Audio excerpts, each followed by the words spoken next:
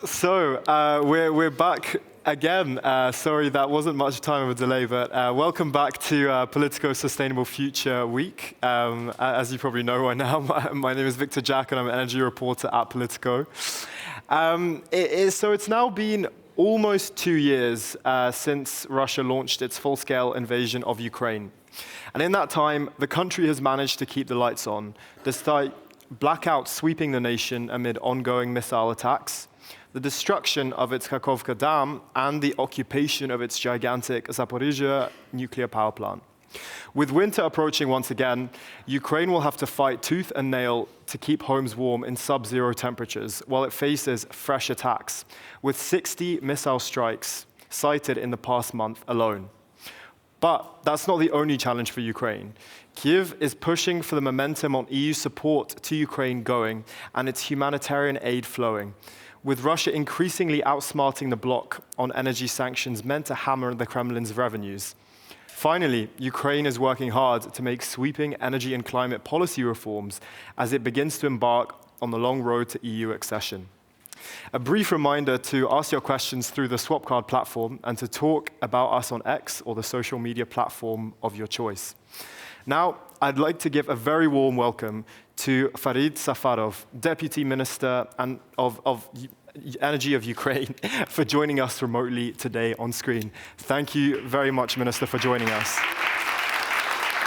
Good afternoon, colleagues. It's a pleasure to have you with us today. So, as we've kind of highlighted, last winter saw a wave of these attacks by Russia against Ukraine's energy infrastructure, with at times half the country in blackout. It's already hit sub-zero temperatures this week in Kyiv, I've just seen. So I was just wondering whether you could tell us a little bit about how you're preparing for attacks this winter, and how high do you see the risk of blackouts this time around compared to last year? Good afternoon, colleagues. It is an honor to be here with you, even online. So I would like to start with the words of appreciation for your support, for the support of the European community, for the support of European people during this struggling war. Before I explain how we managed to prepare for this winter, I would like to inform you on how we managed to go out of the previous winter. So at the moment, more than 600 days have passed since Russian full-scale invasion into Ukraine. And since the very beginning of the invasion, our energy infrastructure remains among the core targets of Russians.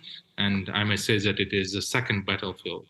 Since the 10th of October last year, our energy infrastructure facilities were hit more than 300 times, and the most intense shelling was on the Kharkiv, Zaporizhzhia, Dnipro, Kyiv, Vinnytsia and Lviv regions, and the city of Kyiv.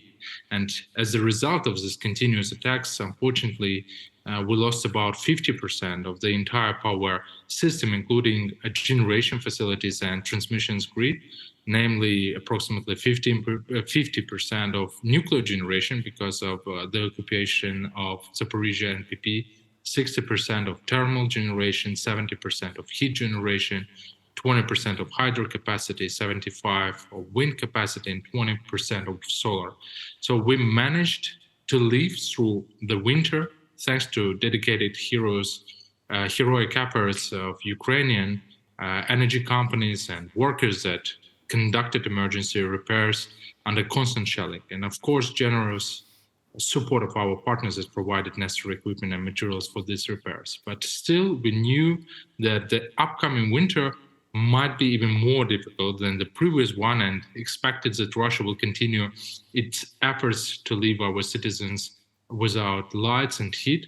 And this year we have conducted an unprecedented repair campaign of energy infrastructure objects. So we already completed repairs of 8 nuclear power units, and our other one will be repaired before winter. There is one more with a total nuclear capacity of 7.8 gigawatts. 25 thermal power units are ready to work, adding 4.5 gigawatts to the grid. Then 64 hydropower units with a capacity of 3.4 gigawatts are in operation and in reserve at our hydroelectric and pumped hydro plants, and a total of 1.5 gigawatts of the plant, 1.7 gigawatts of capacity has already been added to the system. However, in case of a blackout or a major system failure, electricity imports may be the only source of support for our critical infrastructure. In this regard, it is necessary to mention the importance of our electricity network synchronization with the continental European network since March 2022, and the EU supporting gradually increasing the volume of electricity imports and exports between Ukraine and the EU. So to ensure availability of electricity imports in case of emergency need, we ask the EU to increase the capacity of commercial electricity exchange at least to 2 gigawatts, and the current 1.2 gigawatt of allowed imports is far below the technical possibility and the potential needs of the Ukrainian grid. And finally, also during this heating season, we expect no shortages of gas unless there are new large-scale attacks and significant damages. Today, Ukraine's gas storage facilities hold more than 16 BCM, billions cubic meters of natural gas, which is enough to cover consumption. Great, and thank you so much, Minister. I just wondering whether, just to follow up on that question as well, you've mentioned the synchronization and the fact that import capacity could increase, but what else can the EU do to help you this winter to keep the lights on? Is there an amount of funding that you would like to see from the EU for this? And are there equipment and pieces of equipment as well that you would like to see them provide? Yeah, so given the significant damage to our energy infrastructure, we needed and still are in need of a lot of support to enable emergency repairs and full restoration of Ukraine's energy system in future. We are really very grateful for the vital aid provided to Ukrainian energy sector by the EU member states, European companies, and all our partners that are spread starting from US to Japan. The donated equipment started to arrive in early March 2022, and since then, we received over 800 deliveries with a total weight of more than 10,000 tons from 35 countries. Another important source of aid to our energy sector is definitely Ukraine Energy Support Fund, established by the energy community in agreement with the European Commission and the Minister of Energy of Ukraine. So currently there are 125 energy companies defined by the ministry according to pre-established criteria as eligible to submit the request for support and the cost of the fund. And this includes companies operating in power generation, transmission, and distribution, and the same with the gas sector. And we are also in the process of adding renewable energy companies, which are critical to the energy system. But still, all the amount of aid provided, unfortunately, is not equal to the amount of losses. Still, we have a long list of the needs for our energy companies, both from private and public sector. So we would definitely appreciate if our partners, if our donors could proceed with providing us with materials, equipment, fuels, or funding through that Ukraine Energy Support Fund. If to talk about the most important or a priority zero, not now one priority zero needs, those are high voltage equipment in need, mainly auto transformers for our high voltage TSO substations, and that is other type of high voltage equipment, and for sure solutions in order to protect the facilities of Ukrainian energy companies, since we understand that the rocket and drone attacks will definitely be part of our day-to-day living. Just for you to understand, starting from October, from the launch of this heating season, we have already received 60 attacks against the energy infrastructure, mainly, so approximately 60% of them were against the electricity sector, and the rest, 40%, were against the oil and gas sectors. And therefore, we would kindly ask and use this platform as well in order to address our donors and partners and allies with a request to provide us with energy equipment, but as well, if possible, and if it is a right platform to address it, we need air defense systems, because that is a key priority for us to protect the sky in order not to allow Russians to hit the humanitarian energy so the civilian energy infrastructure. And do you have a figure in mind, ideally, that if in humanitarian assistance that the EU, could support you with this winter? Together with the World Bank, we calculated the amount of losses that the energy infrastructure unfortunately received due to this war. It was approximately $11.5 billion. So just for you to understand the amount of losses, for sure we need money to recover our energy infrastructure, but we will not recover it as it was a Soviet legacy. We want to transform our centralized energy system into a decentralized one, very similar to that you have in Europe, in order to be able to go into the isolated island modes in case of blackouts or other emergencies.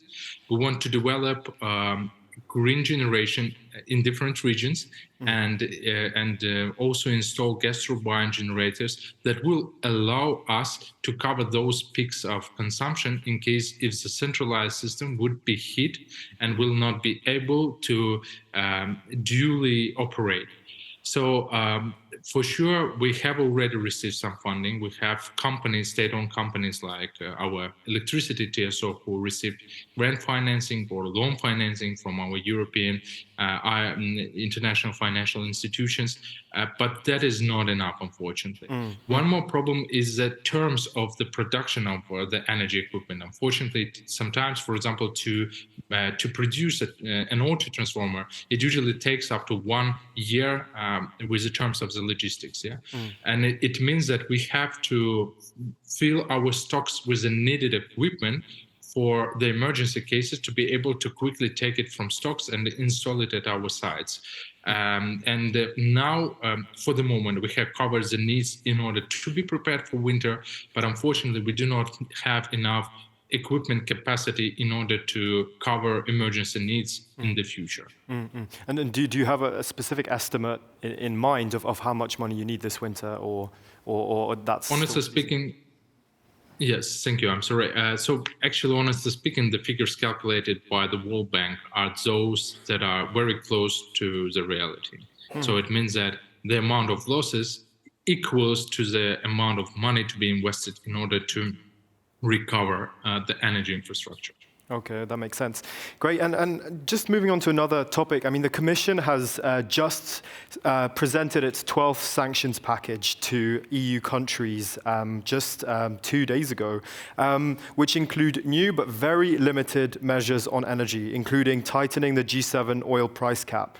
But officials now concede that basically no Russian crude oil is being sold below that $60 per barrel.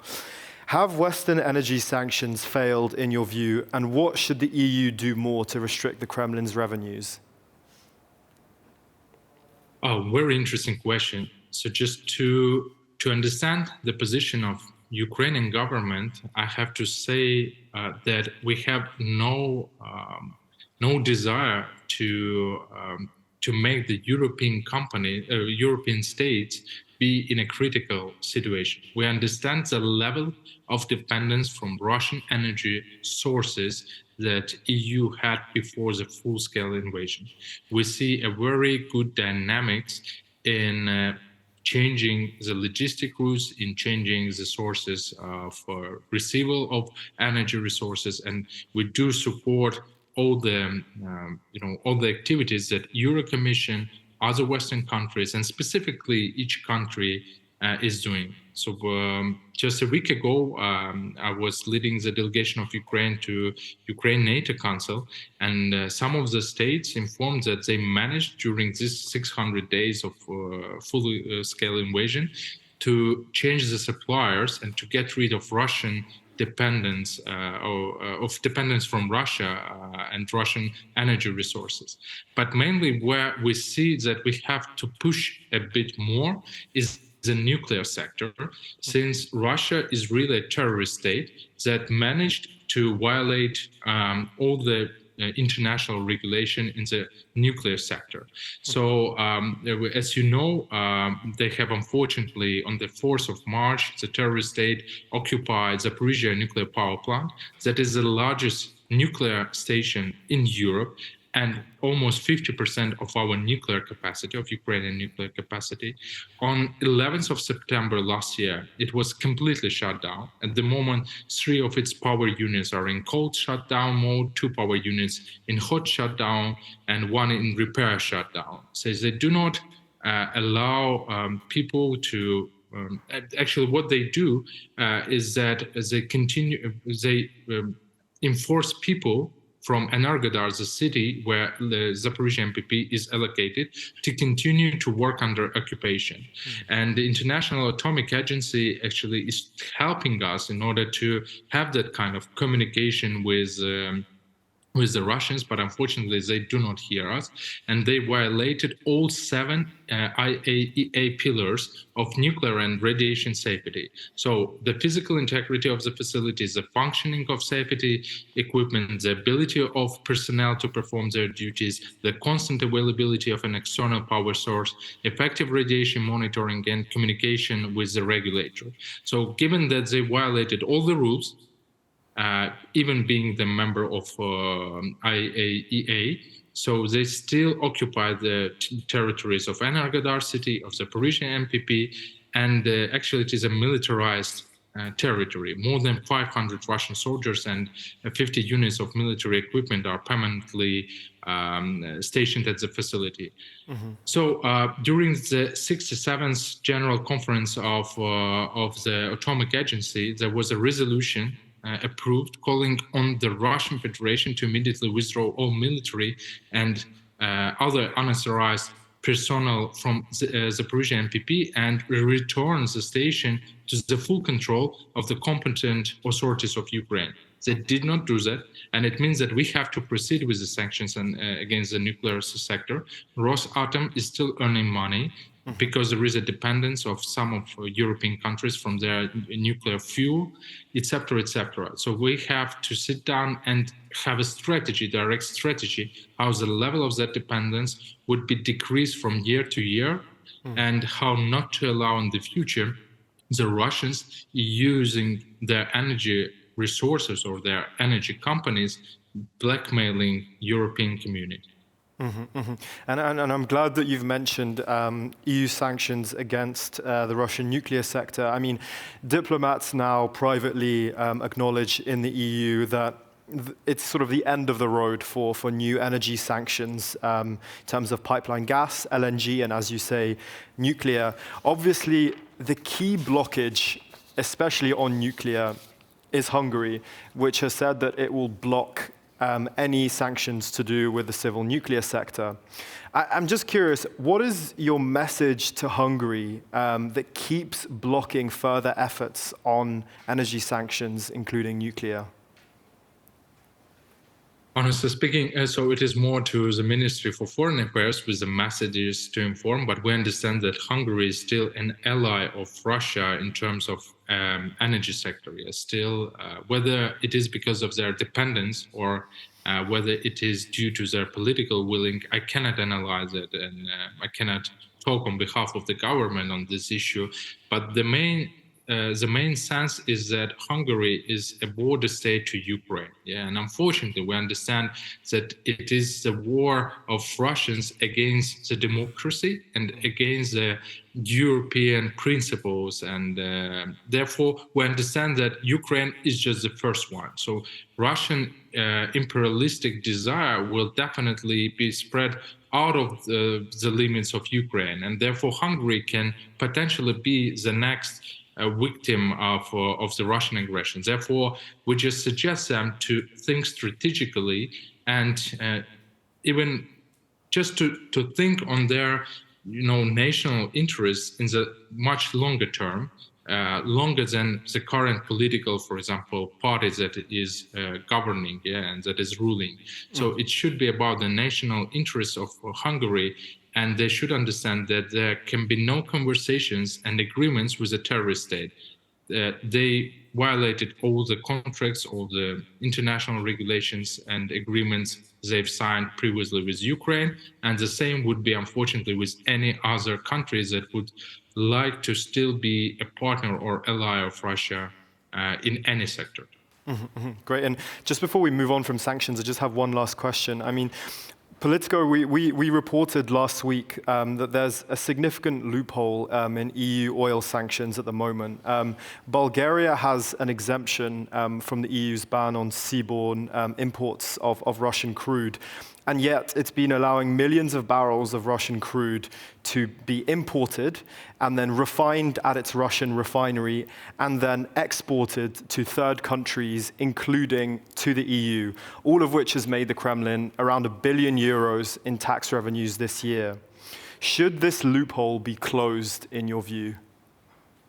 For sure, all the instruments that will allow Russia to somehow hide their direct cooperation with the European countries should be actually, those potentials and those possibilities should be stopped. That is the first message. The second message, with a deep respect to each EU member state, with a deep respect to the people of those EU member state countries. So we understand that at the end of the day, they should understand that each dollar that they allow Russians to earn by using different mechanisms and schemes is a dollar that is sent in order to produce weaponry that will kill Ukrainian people. So that is a main message. So I want just those countries to understand that all the support that they are providing to Ukraine actually can be crossed by the support that they provide to the Russian energy sector, because that money definitely goes in order to finance the war. So that is a key message of ours. Great. And perhaps this last point on this as well. I mean, in August, Ukraine admitted to hitting a Russian oil tanker in the Black Sea and the port of Novorossiysk, from where Moscow's oil is exported. This issue came back in the headlines over the past week or so when a ship was sort of hit in the Black Sea again. If the EU doesn't step up its game on sanctions and effectively sanctioning Russia's energy, are you open to the possibility of attacking crude oil cargoes leaving Black Sea ports from Russia as an alternative solution? I want to tell you that the difference between a terrorist state, a state that actually violates all the humanitarian law provisions, that violates all the international regulations, and between the countries that tries to protect its interest and is under the aggression, is that we still do respect international legislation. For sure, we will never hit civilians and civilian infrastructure of the Russians in case if it is not used for the military purposes by the Russians. So in case if we understand that a definite ship, a definite car, truck, warehouse is used in order to supply the fuels to the military forces of Russia, in order to supply and to support the logistic routes, then we will hit it. In case if it is civilian infrastructure, civilian assets, etc., so we are not terrorists. And for sure, we do respect the right of the human for living, and despite the Russians that do not do that. Great. And I think we've just got time for one final question, which is, the Commission last week officially recommended opening accession talks with Ukraine to join the EU. This, of course, includes a long chapter on energy sector reforms and harmonization. I just wanted to get a quick update from you on how that's sort of progressing so far, that harmonization, and what are perhaps the biggest obstacles there? So it's one of our most favorite topics, since we have great improvements with this respect. We actually do follow all the prescriptions and benchmarks in terms of the EU laws harmonization. First of all, we managed to adopt the President signs a law on REMIT, so that is the first issue. The second issue is that we're trying to reflect those European models of the energy sector operations that you have in Ukraine. For example, in terms of the renewables and green generation. So we go into the implementation of the auction mechanisms like you do that in European Union. And we understand that it is not only because it is a necessity for the Europeans to have the same legislation as it would be in Ukraine. No, because it will definitely allow us to attract new investments, new first direct investments into the energy sector of Ukraine. We have a great potential. We have adopted the energy strategy of Ukraine until 2050, and that was adopted by the government, by the Cabinet of Ministers in April this year. So we described all the short, medium, and long-term plans of Ukraine in order how to harmonize and how to reflect all the agreements that we have in the association agreement with the EU. So I guess that we are on a right way in terms of EU laws harmonization and EU rules harmonization. Moreover, we have a very complicated but still very interesting task to do in the future. That is a market coupling. So as I mentioned, we are dealing now with increase of the capacities for the exports and imports. And in the future, we understand that we want to make the market coupling in order to allow European companies to participate in Ukrainian market, energy market, and vice versa. We understand that Ukraine can potentially become the power bank of the European Union. We have a huge territory. We have very experienced professionals in the energy sector. We understand that we have the natural resources in order, first of all, to become the hub for renewables in Ukraine, and we do try to attract, and we have investments now from Germany, from Norway, and other countries into the green generation sector in Ukraine, even during the war. We understand that we have the biggest gas storage capacities available for the moment for the European countries. We provided a 3-year exemption from custom duties, allowing gas to be re-imported to the EU, and a lot of other cases that we do have at the moment. So we understand that in terms, if to look to the whole process of EU integration, of Ukraine's integration to the EU, the energy sector will definitely be one of the leaders of those who implemented all the needed regulations and rules. Perfect. Well, we're running a little bit over time, so we're going to have to finish there. But thank you so much for your time, Deputy Minister. It's been an honor to host you, and yeah, best of luck with the preparations for this winter. Thank you so much. Thank you very much. Glory to Ukraine. And now I'd like to thanks. And now I'd just like to welcome Jan Chensky back on stage for him to close the summit. Many thanks for your interest and for coming today. Thanks.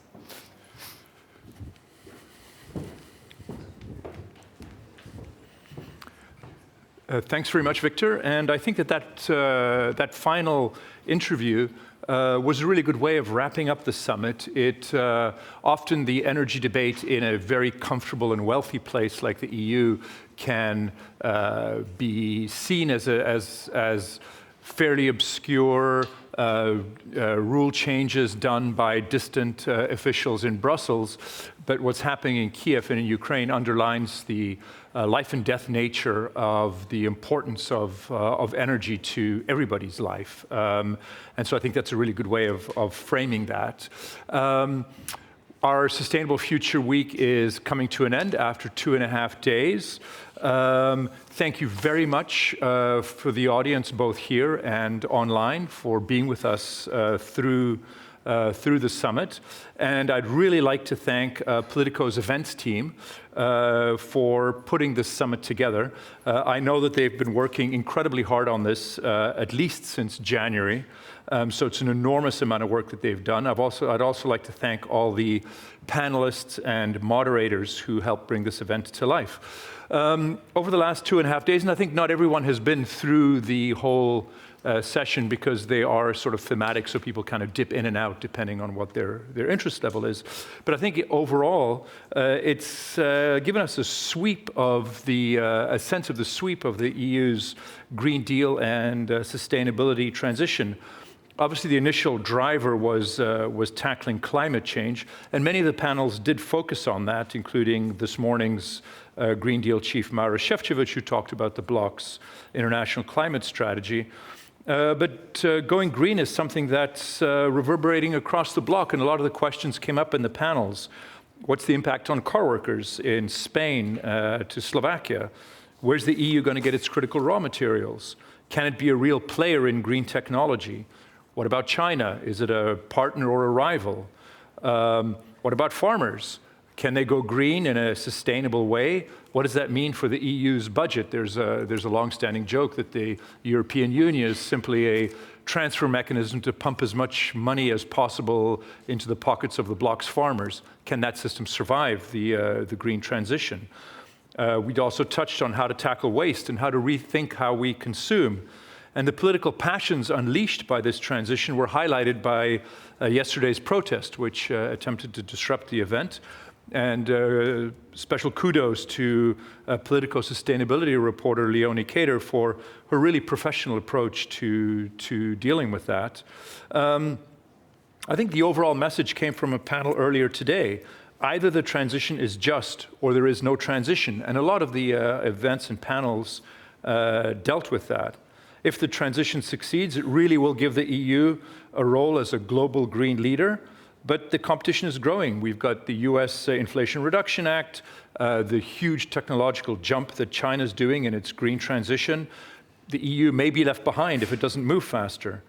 As we heard during the summit, even initial skeptics of the Green Deal now think it's working better than expected, but there's still an awful long way to go. And the steps now that we're going to be seeing in the next years are having a real political impact. We saw that in Germany's political crisis around heat pumps.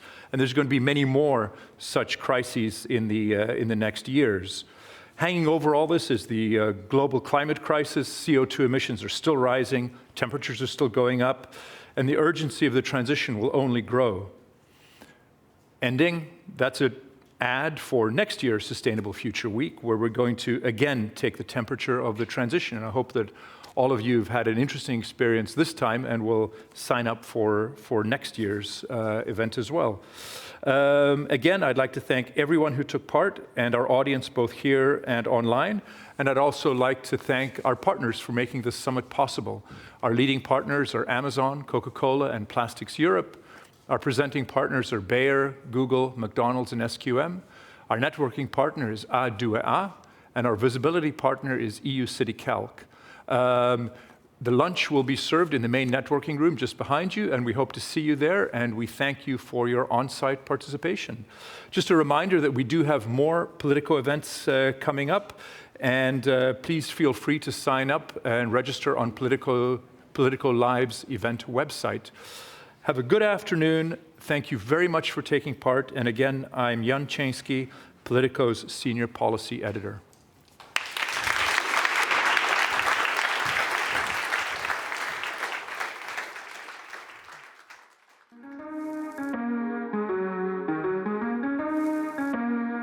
This is an age of disruption, of profound revolutionary change. What we're really asking ministers is to empower the ambassadors. The only thing that you really push forth is the truth. You don't see many women represented when it comes to the decisions as to how to handle the pandemic.